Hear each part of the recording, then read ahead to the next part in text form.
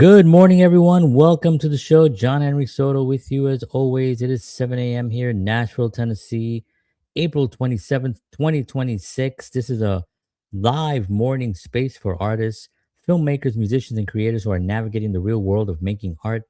On this show, we talk about positivity, but not that fluffy, corny kind. We talk about what actually stops artists from moving forward, the struggles we all face and how to move through them with clarity and purpose.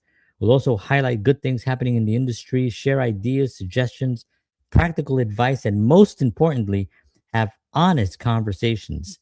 This is a live show, so if you're here, feel free to ask questions and join in. This is a place to reset, get grounded, and start the day moving forward as an artist. And good morning, everyone. I hope you're doing well out there, having a great Monday morning. It is a brand new week. Hope your weekend was filled with exciting and interesting and cool things. And now we are getting ready for the week. And I'm going to jump right in. If you're a filmmaker, there's many ways to get involved in making films, right? It's never been easier. If you like films, if you like movies, if you want to be an actor, it's never been easier. If you're you can find it's also never been easier to make excuses too, right? The excuses have been around for quite some time. You can make a lot of excuses, but one of the things that you cannot excuse is that there's nowhere to go, or there's nowhere to do it, or I don't know how. It is all over the place. There are videos now that you can figure out uh, how to hit play, and it will show you how to set it up. You want to get an acting coach? Very simple. You want to just watch YouTube videos and get some acting lessons. You want to create an account with your headshot. You want to get a headshot. You want to get a resume. You want to get there's so many places. You want to write, right? Just start writing. You create your own first film. You can actually shoot it on your phone. You can upload it to hundreds of festivals all across the country. Um, you can get recognized for short films these days, not the way it used to be. So there's a lot of different ways in order to get into the industry. If you're really interested and if you're really passionate about filmmaking, if you're passionate about wanting to, get involved in any way. Let's say you've been in the film industry for a while. Let's say you want to kind of take other angles to it. um, for me, it's very different. It changes rapidly, right? I read a lot of Substacks. I read a lot of books and watch a lot of videos and try to stay clear of the pitfalls by reading and educating myself. An important factor for me is not only educating myself on filmmaking, but also shooting, making stuff. My last film did really, really well. I got a new film. I got my talent agency. And there's a lot of things going on right now, but I always find the time to learn and to study what's happening in the industry because it's super important to do that. So, as I mentioned, there's a lot of different ways that you can get involved in film these days. And another way is these micro dramas that have been around. They've been around for quite some time, believe it or not, but they're really making waves right now. And what are micro dramas? Well, micro dramas are short spurts of a longer piece. Let's say you have a 90-minute film. Well, now you have 90 episodes, 1 minute each, maybe 2 minutes each, depending on the way you're setting them up. And the way they're set up now is that each little episode has a bit of a cliffhanger, kind of gets you going to the next one. And now you can watch a show between coffee breaks, cigarette breaks, whatever it is that you're doing. You can actually find ways to actually get the entertainment in spurts instead of having to go and sit down and watch a whole 30-minute show. You can watch it in 30 minutes throughout the day, 2 minutes here, 2 minutes there, 2 minutes here. And it's very, very interesting. Something that's also interesting that's happening, the way people view this content, is that the shift isn't just from TV to streaming anymore. It's from long form to ultra short storytelling. People aren't always sitting down for full episodes or even a 20-minute YouTube video. Instead, they're consuming stories in quick bursts throughout the day on their phones, between tasks, during breaks. And creators have adapted fast, building entire narratives around shorter attention windows, often delivering emotional hooks, twists, and cliffhangers in just a couple of minutes. And it's not easy to do that. So there is an art to this. I personally am not a huge fan of the micro dramas. I like to sit down and enjoy a piece of art. I consider films art. I consider the experience to be engrossing. Micro dramas are sort of um, bite-sized candies of a larger thing, or it could have been a larger thing. What they're doing also is, because you have to shoot it long ways, right? Because most people consume this way. So these are long, short, uprights, right? Verticals, as they call them sometimes. But what they're doing also is they're shooting it vertical, but they're also shooting it horizontal for the big screen and for television and for viewing on the side. You can switch your phone sideways. So there's more formats that they're shooting these micro dramas in. It's a little bit interesting how they're getting almost just a lot of different pieces of content from this one kind of thing. Now the growth. Let's talk about growth here. This is crazy. The growth behind this format is hard to ignore. Really, I'm gonna take a sip of coffee here. Salute everyone. Good morning. Hope you're doing well. God bless you. My son is up early. He's upstairs, making a ruckus. Um, So the growth behind this is really hard to ignore. Short form drama apps have been exploding on the scene right now, with global downloads approaching $1 billion in 2025. I mean, 1 billion downloads in 2025. Now the revenue. Let's talk dollars now. Revenue has surged quickly, jumping from $178 million in early 2024 to close to $700 billion a year later. I mean, million dollars. It went from 178 million in 2024, and the following year, 700 million uh, dollars. I mean, the global market is already in a multi-billion dollar range, with projections pointing towards nearly $10 billion by the end of the decade. So you got to get involved, because this is where the money is right now. And it's crazy because you can still shoot your verticals, you can still shoot your short form micro dramas as side things, and then have your passion projects, have your film that you're working on, and then everything else that comes in through your agent and through your management and stuff like that. You can still that's actually where you make your money and you pay your bills, right? But these micro dramas are also popping up everywhere. If you go to Actors Access, you're going to see a lot of verticals up there. It's going to say vertical short. You're going to see on casting networks the same kind of thing. These are legitimate things. These are paid jobs. These aren't It's not like a little thing where people are just shooting it in their backyards. These are major, major, major productions. As a matter of fact, I'm going to read a quick thing here. Um, China, who actually really cornered that market, and they've been really just doing it. But recently, there was a trend with China with their short form micro dramas, where they were getting these.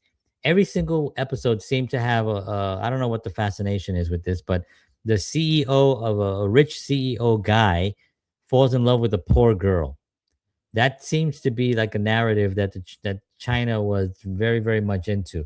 Now, China recently has taken action against a popular entertainment trend by restricting microdramas centered on storytelling of wealthy CEOs falling in love with poor girls, according to Global Times. Now, you know, China is communist, right? They can do that. Here in America, they can't do that because we do whatever. We're free. We're a free country, so we don't have people. The government just coming in and saying you can't shoot this no more. But in China, because it is a socialist and a communist country, socialism and communism are kind of the same. Socialism is a lighter version.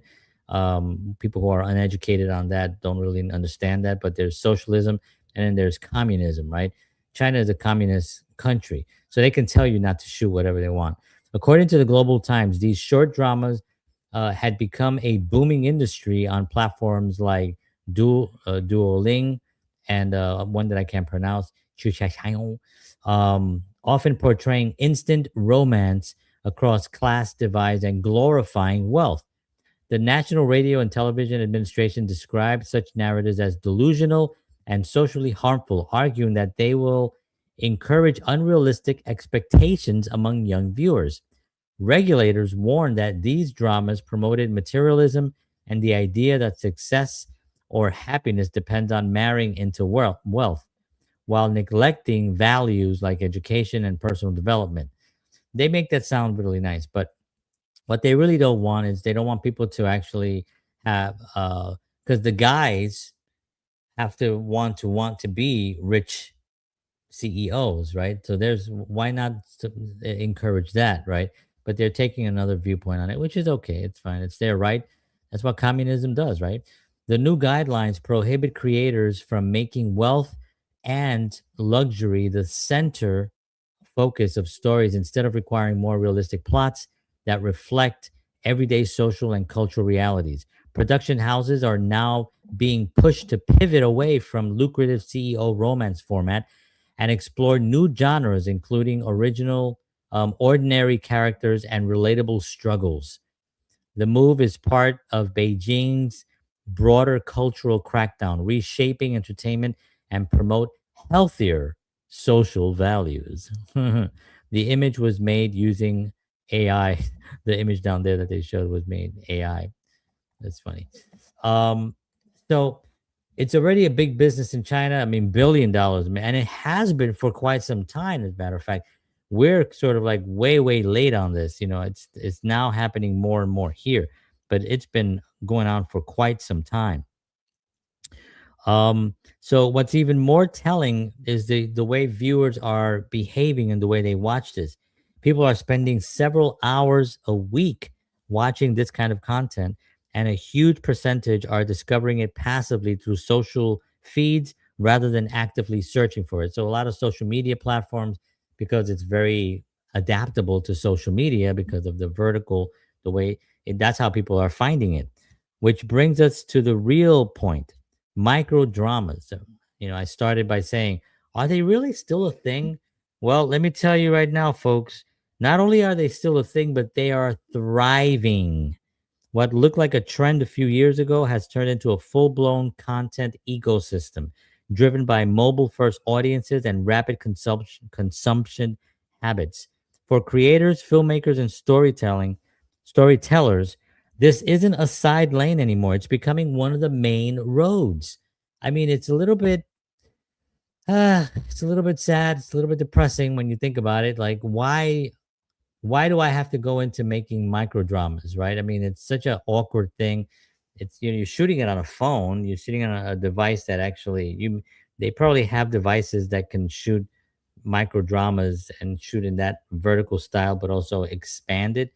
But if you're shooting it on your phone, well, that's all you got, and there is an art form to it. You're basically storytelling, but you're also having to capture an audience and hold their interest long enough so they can want to watch the next episode. If they get bored, they're going to walk away. They're not going to go back to it. So each episode, which is probably about 2 to 3 minutes long, it's got to be long enough and entertaining enough where they're going to be able to actually capture an audience.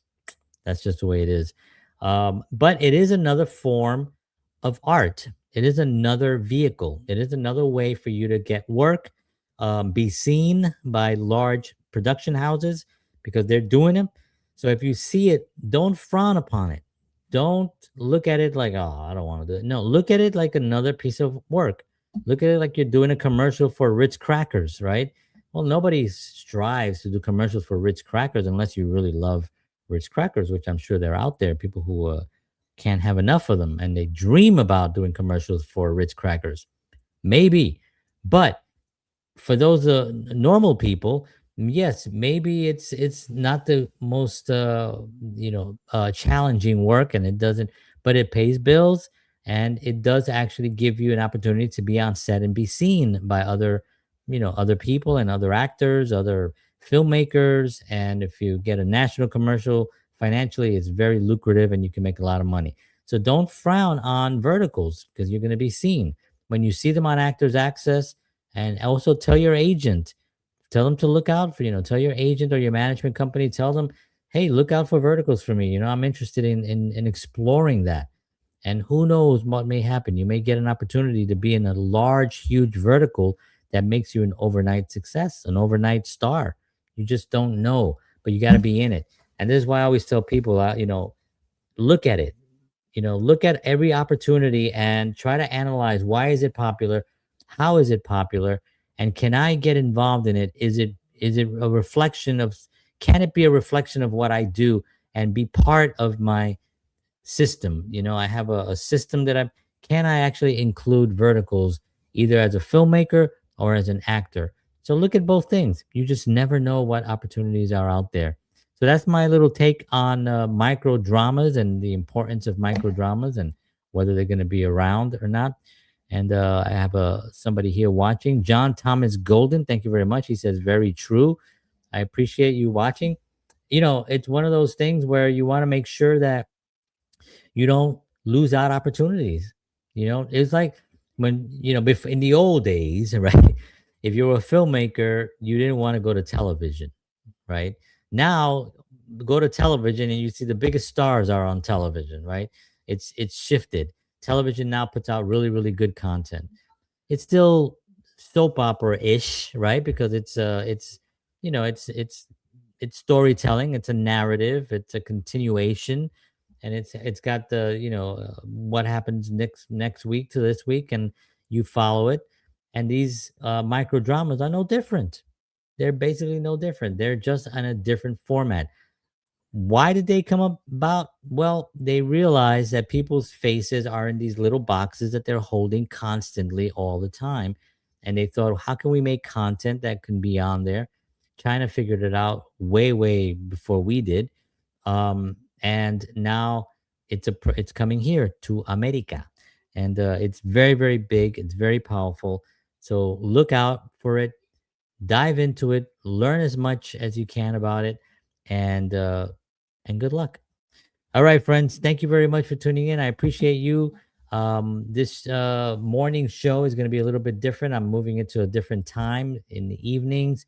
I'm doing some different hours. I'm going to have it's going to show in the morning time at the regular time, but I'm not going to be live. It's going to be the evening show. I got some stuff I'm working. I got some scheduling things coming up. I got some projects I'm going to be starting in June, and it's going to be very difficult to continue doing the hours. So I'm moving it around. I will always be around. If you're interested, johnhenrysoto.com. You'll be able to find me. And if you're interested in messaging me and asking me any questions, johnhenrysoto@gmail.com. I'm always available, and I'd love to help any way I can and get into a conversation with you. Thank you very much, everybody. Take care of yourself. Have a wonderful day. Take care of each other. God bless you all. And as always, peace.